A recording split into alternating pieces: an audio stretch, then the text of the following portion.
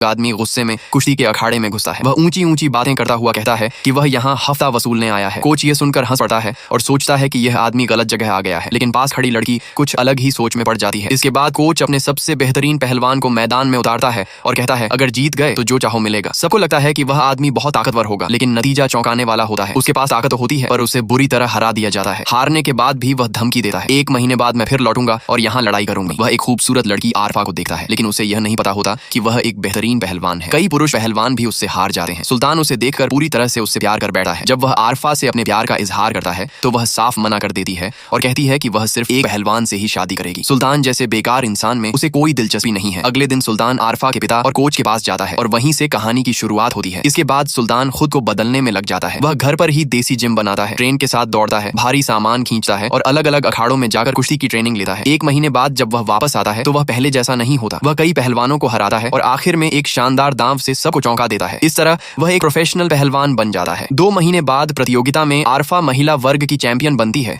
और सुल्तान भी शानदार प्रदर्शन करता है। फाइनल में वह अपने से 2 गुने वजन वाले पहलवान को चुनौती देता है। कुश्ती समिति नाराज हो जाती है और कहती है अगर वह हार गया तो उसे जिंदगी भर के लिए बैन कर दिया जाएगा। लेकिन सुल्तान आरफा को साबित करने के लिए यह जोखिम उठाता है। पहले राउंड में वह पीछे रह जाता है, लेकिन दूसरे राउंड में वह अपने प्रतिद्वंद्वी की कमजोरी पकड़ लेता है और एक ही दांव में उसे हरा देता है। इस जीत के साथ सुल्तान एक स्टार बन जाता है। सिर्फ 3 महीनों में एक आवारा इंसान से चैंपियन बनने का उसका सफर पूरा हो जाता है। आरफा भी उसकी मेहनत से प्रभावित होकर उससे शादी कर लेती है। दोनों अपने करियर में लगातार सफलता हासिल करते हैं और कई गोल्ड मेडल जीते हैं। आखिर